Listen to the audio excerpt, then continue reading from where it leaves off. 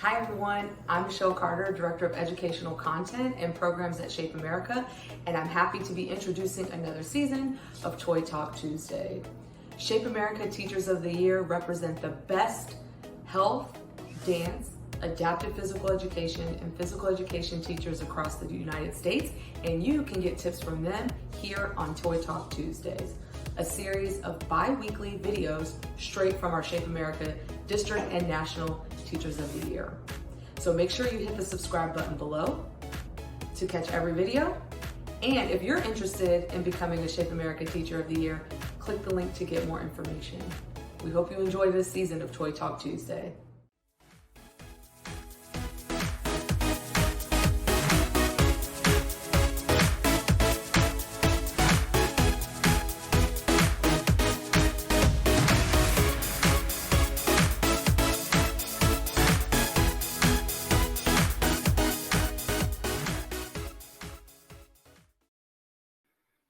Hello, my name is David Kellett, and welcome to today's Toy Talk Tuesday.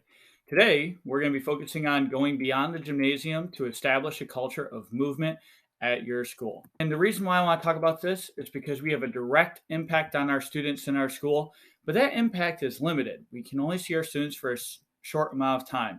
I only see my students for an hour a week, and no matter how much time you see your students, it's just not enough time to build that foundation of physical literacy. But the good news is we have that indirect influence while students are at school where we can establish a climate where that wellness is valued throughout the entire school and beyond, hopefully taking back to their families. Which leads me to 5 tips to establish a culture of movement at your school. Tip number 1, get your staff involved. Getting buy-in from your staff goes a long way in creating that culture of wellness. But you have to be prepared to answer these questions to get teachers to get movement into their classrooms. First, why? Why is it so important to get movement into each class? Well, the good news is the research is out there, and it shows that movement primes the brain for learning, and sitting in our seats all day is not good for students. How? We as physical educators use movement to help us teach students all the time. But that's a foreign concept for a lot of classroom teachers. So providing those routines and procedures to support teachers is very important. What am I doing? Movement in the classroom can look very different, and you can incorporate it in many different ways. It can be as little as standing up and doing one little exercise or doing a mindful minute, or going all the way up to the most rigorous, like the top of Bloom's taxonomy of kinesthetic learning, where you're actually teaching through movement or reviewing content through movement. So encouraging teachers to start small and start easy. And finally, when? Biggest question I get from teachers. When am I supposed to do that? So we have to help teachers adapt a new mindset that taking a few minutes out of your instructional time to get students up and moving is more beneficial for you and the students long term. Some really quick tips from me. Make sure you get administration on board for this.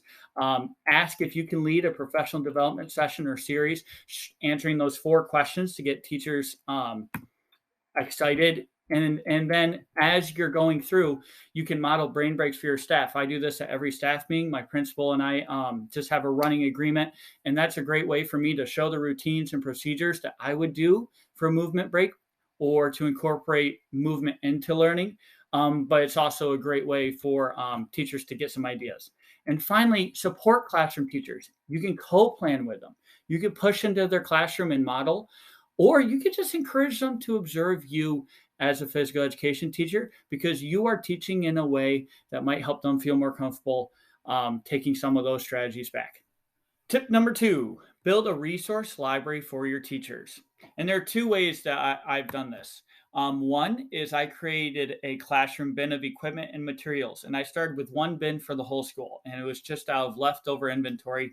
The best equipment that I could suggest is bean bags and scarves. Movement cards are great, yoga cards. You can come talk to me if you would like some other ideas that I use. But what I did is, over a course of years, this doesn't happen overnight, is using funds from different fundraisers we had. I applied for some different grants, and I'm actually at a point in my school now where I have a classroom bin for every classroom teacher, and having that equipment and those materials inside their room is so much more accessible and much more likely to be used. But it takes time, and that's okay. One thing that's a lot easier to get started with, and you can build upon it as you continue to grow your resource library, is just create a shared folder to compile brain breaks and kinesthetic learning activities. And this is a place where you can house different documents you might find or resources, or just share links to different websites or maybe some videos or channels that you think might be helpful for teachers. Just providing that a place where that is housed so that teachers are able to access it and are trained to access it is very, very helpful. And you can always continue to build upon it as well. Step number 3, be a school-wide wellness champion. I just want to show you some of mine. Maybe it might give you a little light bulb moment.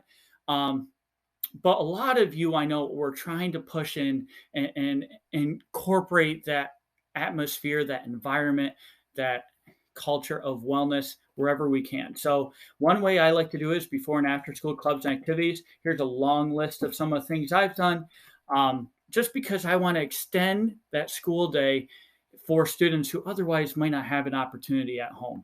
Another thing are special school-wide programs, and this can be as simple as incorporating a national initiative like Walk to School Day, or it could be partnering with a community group for something like My Hydration Water Week. Finally, evening and weekend events. Here's a small sampling of some that I've done over the years. And just really trying to get families involved too. It's not always just about the student. We want to get our families to really get that, to value movement and wellness as well. Really quick tips as you're trying to get started with some of these or start something new. You don't have to lead or create a brand new initiative. Okay, you can team up. I mentioned community partners just a second ago, but you could also reach out to someone who's organizing an existing program, and you can say, hey, I want to have a wellness component. Let's see if we can do some healthy snacks for this. Or could I do some movement games in your multicultural night? Stuff like that can go a long way. Also, your presence in itself makes you an advocate for wellness. So showing up for different school events,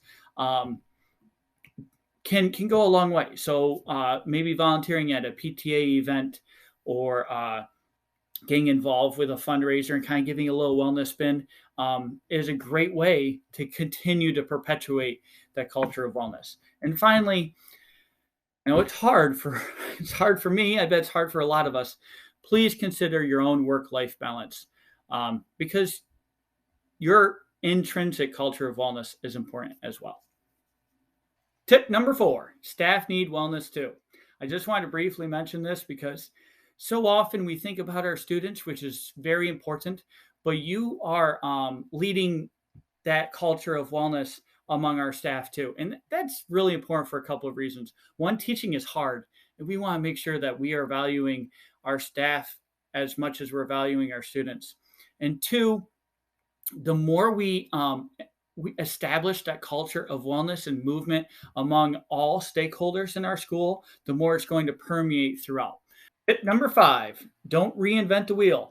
A lot of stuff has already been created and it's just sitting there ready to be used. Utilize them.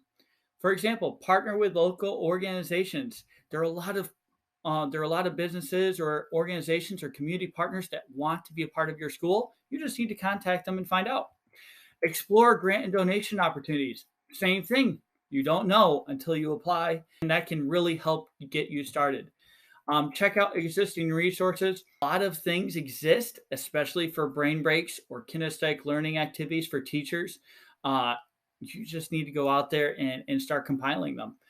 This is not a paid endorsement, but I would like to say that Spark is really good and has a lot of great things for this. And I just recently discovered that Shape America has a comprehensive school physical activity program.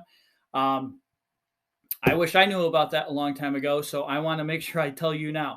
Finally, connect with colleagues. We have a wonderful PLC group nationally of physical educators where people are willing to share and collaborate and connect all the time. So do it.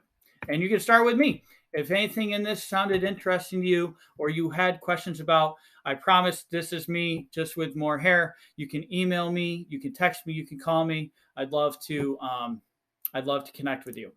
Speaking of connecting, Check back Shape America for more episodes and resources in the future. Thank you for having me here for your this week's Toy Talk Tuesday. See ya.